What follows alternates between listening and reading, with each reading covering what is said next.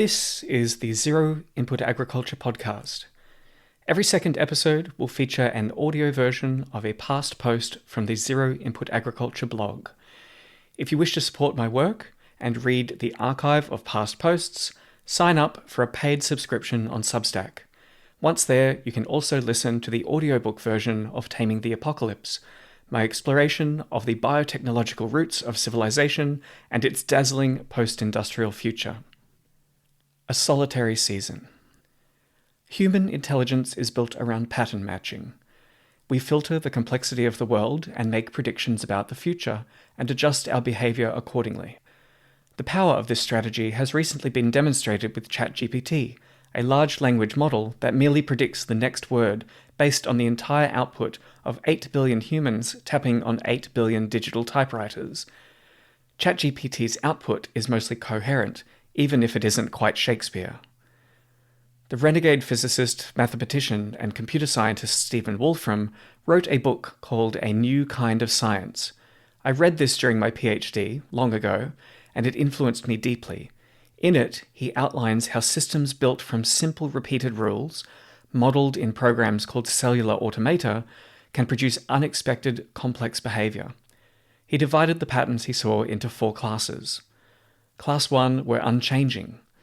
Class 2 displayed regular periodic patterns that could be reduced down to simple rules, allowing the state of the program to be predicted at any point in the future. Class 3 rules appeared to be chaotic, indistinguishable from static on a TV screen. Class 4 is where things got weird, with higher-level structures unfurling in a way that defied all attempts at simplification. They were, as Wolfram put it, computationally irreducible. It also helped that they were often strikingly beautiful, like pixel art versions of the Mandelbrot set. I spent many late nights torturing Microsoft Excel to produce my own cellular automata, since my programming skills were close to nil. And I discovered a way to automatically classify new patterns into the 4 classes. But I'm getting a little distracted from my destination in this post. Humans crave stability and predictability.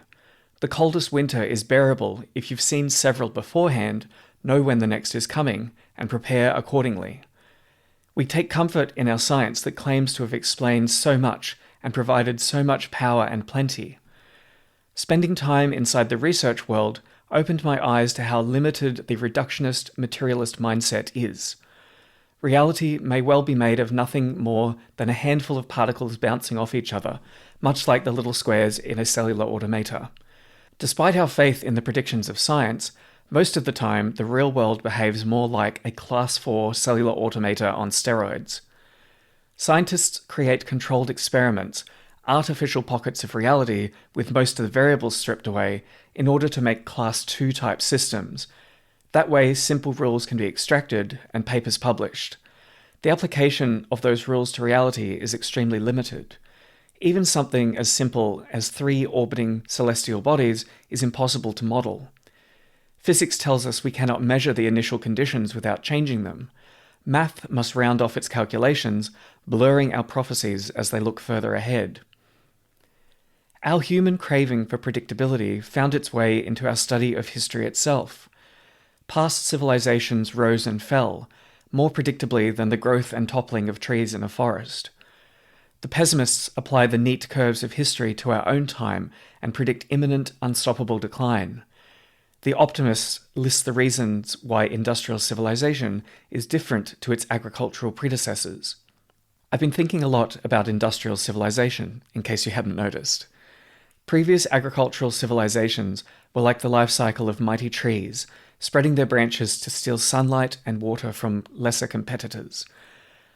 What pattern in nature could we best compare to the strange industrial superorganism we find ourselves inside of? The closest model I can find is the phenomenon of a whale fall. The deep ocean floor is a desperate place. A fine snow of dead plankton rains down from above, barely supporting a sparse community of slow-growing creatures in the crushing darkness. But every now and then, a whale dies and its carcass drifts down. A patch of soft mud is instantly transformed into a resource-rich extravaganza. An explosion of organisms arrive, turning the corpse into a parade of life forms until the oily bones are sucked clean by burrowing worms. Whale falls happen all the time, but from the perspective of the humble seafloor creatures, it is a unique event. The former scavengers, adapted to a meagre diet, are pushed aside until the commotion is over, after a century or so. Given their exceptionally long lifespans, I wonder what they think about the whole affair. Perhaps the last few hunter-gatherers alive today can empathize. People today often worry about overpopulation and carrying capacity. There is an old joke, my weight is perfect for my height, which varies. I like to think this also applies to global human populations, which vary in response to changes in carrying capacity. Swelling to 8 billion souls was an inevitable consequence of industrial abundance. When the resources that made industrial civilization possible are gone, humanity will strike a new balance. Unsustainable is just a short-sighted way to say self-correcting. Industrial civilization is a unique superorganism, a planet-sized detritivore feasting on the carboniferous carcass that fell to the bottom of Earth's crust 300 million years ago. Life on Earth only figured out how to consume that feast in the last few centuries. That feast is almost over. Human minds are always seeking patterns.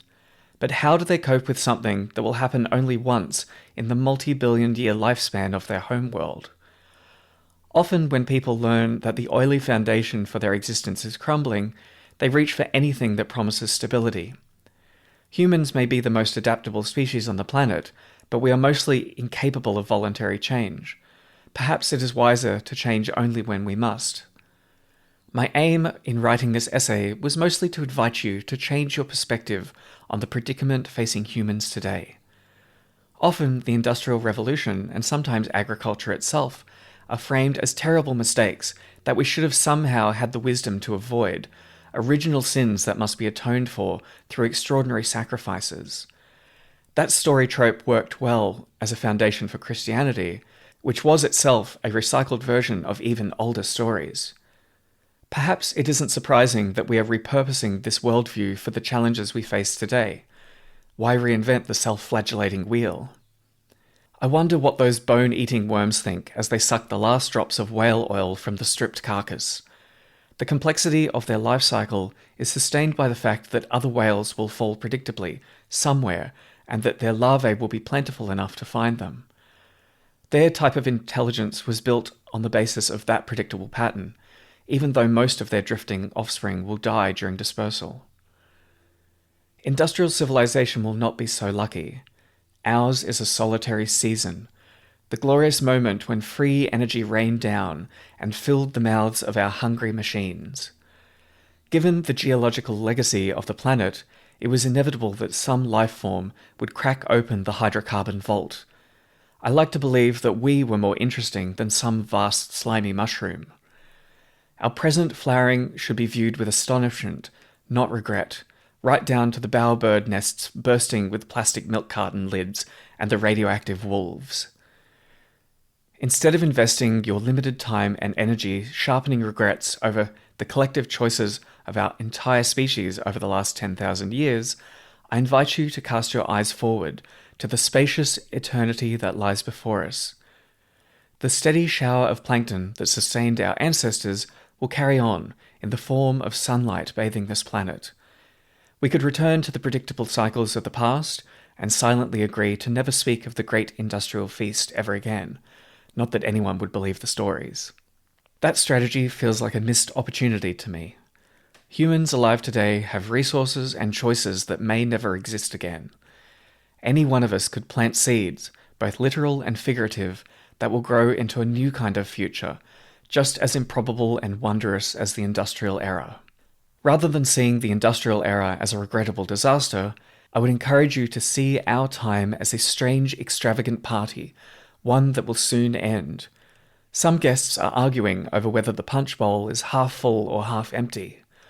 Rather than picking a side, fill your cup while you can and drink deeply. Stuff your handbag with mini sausage rolls, since they taste even better with a sprinkling of dead plankton, if you can bother gathering it. Retrieve your coat before the punch-ups and hangovers begin.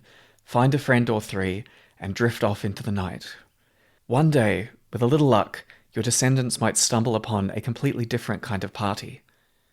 The music will be weird, the snacks unfamiliar, but you are a human, and that means that you can dance to any tune and savor the strangest of treats, provided nothing else is on offer. I trust you, human. You will change, more than you can imagine, but only when the time is right.